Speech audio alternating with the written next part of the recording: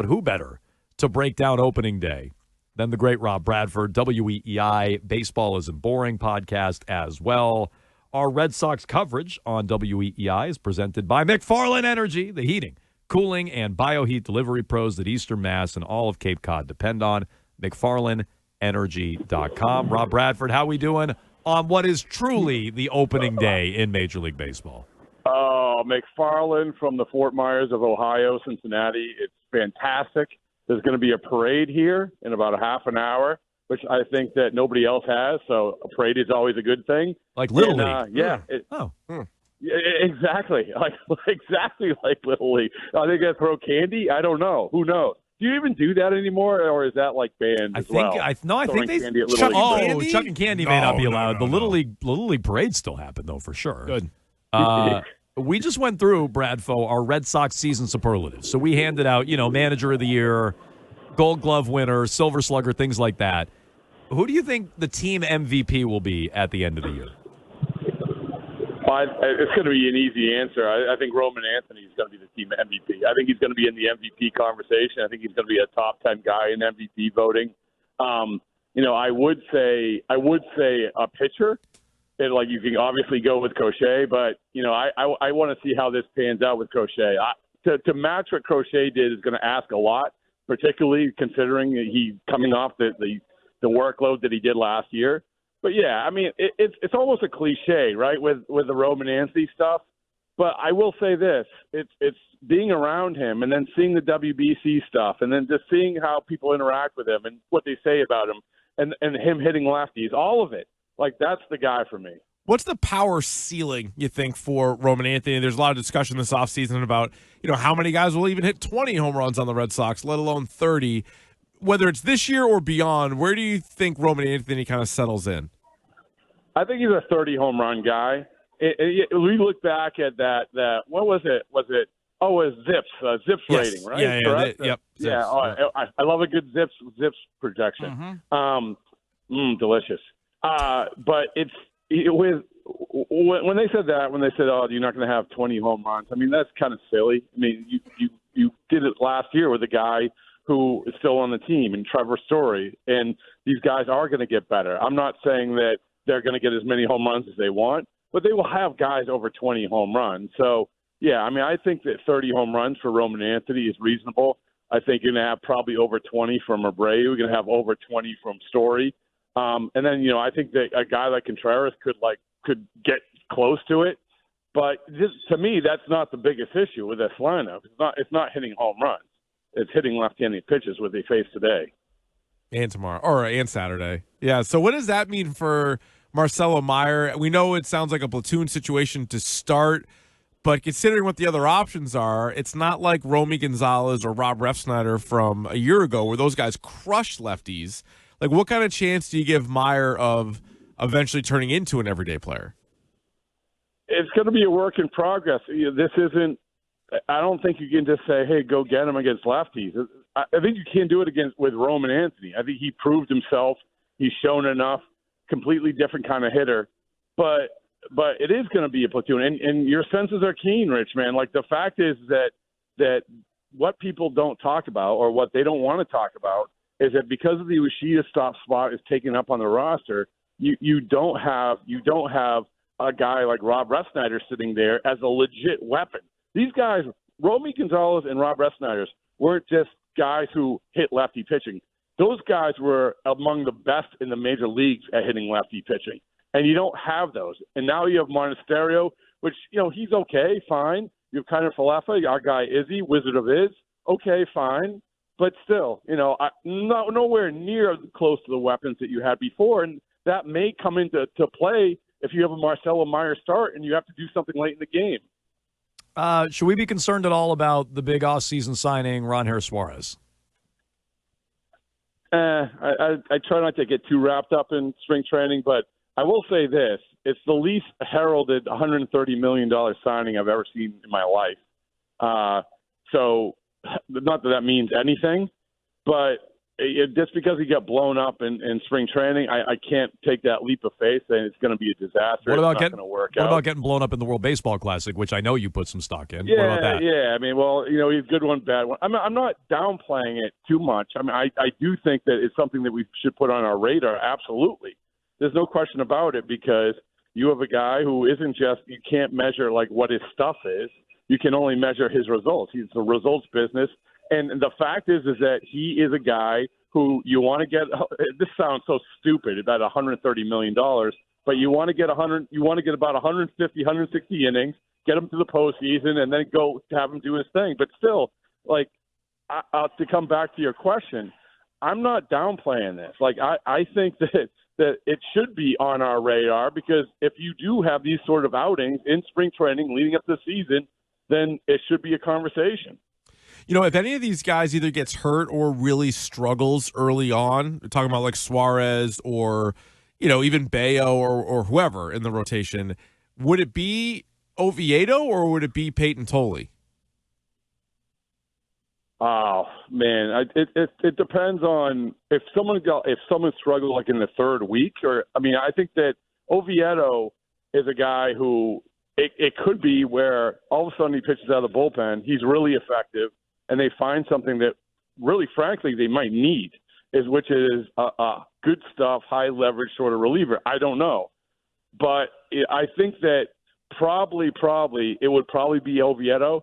But this is going to be really interesting to watch over the first couple of weeks of the season. The guy who is going to be about to be best friends with the Jones and Keefe show, yes. Peyton Tolley. Exciting. Tomorrow, correct? Yes, tomorrow. Yeah, Wu Sox opener. Yeah, what do you mean? What do you mean correct? Yeah. You have to say he ended up being the third monkey getting on the ark. He didn't quite make it. So, but he was, if he wasn't as good as Conley early, he wasn't far off. And he's developed this curveball, feels a lot more confident, which is what they said. He was a guy, unlike Suarez, it was a results business in spring training. He needed results more than a guy like Suarez, and he got the results. He's legit, but at the same time, I've seen guys go to AAA and have bad first months. But if he tears it up, if he keeps going down this road in the first month, then, yeah, I think initially it's Oviedo, but you get into May, it might be Tolley. We'll ask you some Peyton Tolley questions here in a moment. We are looking forward to talking to him tomorrow for the Wu Sox opener. But real quick, a story in the Globe came out this week. Alex Cora has this year and another year remaining on his deal. What do you think that's about, that we're already looking at the clock ticking on Alex Cora? Is that a leverage play? Is he really considering not managing beyond 2 years from now? What is that? No, no, it's a good topic, but there was nothing new in there. There's nothing. It wasn't like he said anything saying, oh, yeah, about like this is going to be the end, and I'm really going to look forward to GMing after my next year. Now, I will say this, is that all we have to go by his last contract year, right, of how he played that. And by the way, he played it really well. He played, I'm not talking, have some success. And, oh, you want to talk? Okay, let's talk. So, and also all along the way, say, I got other things that I can do. It's no big deal. He just played that one perfect. So I think that we'll see the same sort of thing. I would doubt that they were talking about any sort of extension this year. So you get into next year, and then we're going to have the whole sort of conversation again, because I think that Cora legitimately also is intrigued by that other part of baseball about actually being in the GM and everything else like that. It's crazy, guys, to think how long he's been managing the Red Sox, but it's been a long time. Obviously with that bump in the road that 1 year, but it's been a long time, and you get to this point, you start another itch starts to scratch a little bit, and I think I wouldn't be surprised if that itch is scratching a little bit more next time around. Bradford, do you think they win more games this year than they did last year, and do you think they advance? And if yes, do they advance further in the playoffs in your mind? Yeah, I do. I do. I think that you can't overlook the pitching. I think the offense is going to be better than people think. The defense is going to be better. They have more fail-safes in terms of the pitching. Obviously the biggest thing is that there's a couple key position players, if you do not have them, that there's not a lot of answers. But even then, you might have an answer in Tristan Casas, who's looked really good, something along those lines. So I do think they'll win more games. And then when the playoffs, I mean, the thing is that last year they should have advanced. I mean, they were like an inning away from advancing. So if they had a real third base coach, they would have advanced. Yeah. That's so cruel. But I think that put it this way: they're positioned pretty well. If they do get to the postseason, then you're positioned really well to do some damage, particularly with guys who actually make more contact than they had before. All right, last year, a little peek behind the curtain. Bradfo, you gave us a great suggestion to ask Marcelo Meyer about his haunted spring training home or whatever it was. I forget exactly where it was, and we got some gold out of Marcelo Meyer. Anything we absolutely need to ask Peyton Tolley tomorrow? I mean, the list is unbelievably long. And, obviously, like I mentioned, he had that great quote about being the third monkey getting an arc. It's starting to rain. I mean, baseball-wise, which isn't really important, he is interesting talking about how he changed his curveball. Like, that's interesting, but that's not what you're looking for. That's not what we're talking about at all. Yeah. What you're looking for is his history of Magnum PI and Tom Celich. So the history with him and Magnum PI and Tom Celich, he said he grew that mustache because a year ago he didn't have the mustache. He grew the mustache as an homage to Tom Celich, which his dad was a big fan of, I believe. And coincidentally, without even knowing his dad was a big fan of it, he went at Halloween as Tom Celich and he said, people didn't know who I was. I was coming like with these short khaki shorts and a Hawaiian shirt, like in a Tigers hat. Like, what is that? Nobody knew. So, he's I think you guys will dig it. Every time you talk to him, you dig up something new. But, yeah, I think this guy is going to be going into the Jones and Keefe family right away. Looking forward to it. Also, but before we let you go, we had someone tell us. Oh, I'm not going to say who it is. No, not just tell us. Tell us, email us about it, remind us about it. It was Joe Braverman. And he was a witness to you doing karaoke. And he said you just went right up there like a man on a mission. And you chose the song that I wouldn't think would necessarily be in your Q zone. Yeah, what was it? Eminem, Lose Yourself? Wow, that's a tough one. What went behind that choice? Well, so I don't know if I've ever done karaoke, but it's either go hard or go home, right? True. So that's some people's approach. I wanted to do, I wanted to do the most difficult one there is. So I did it. I walked in. I did it. My chest hurt more than actually running any of the marathons. It was so bad because you can't sing it. You have to like this. That's why I wouldn't have chosen it for karaoke. Yeah. You're just trying to get the words out. You can pick a different song. There's so many songs. There's so many songs on that computer. Why? What fun is picking it? And also, I had all the youngins, the play Tessie guys, Joe Braverman, looking up to me saying, like, hey, do something very difficult. So this is how it's done. Get up there, embarrass yourself. And while I'm doing it, what Joe Braverman did, I'm sure he told you guys multiple times, he went to one of those claw game things, that you lower the claw. Yeah, he did tell us this. Yes. Yeah.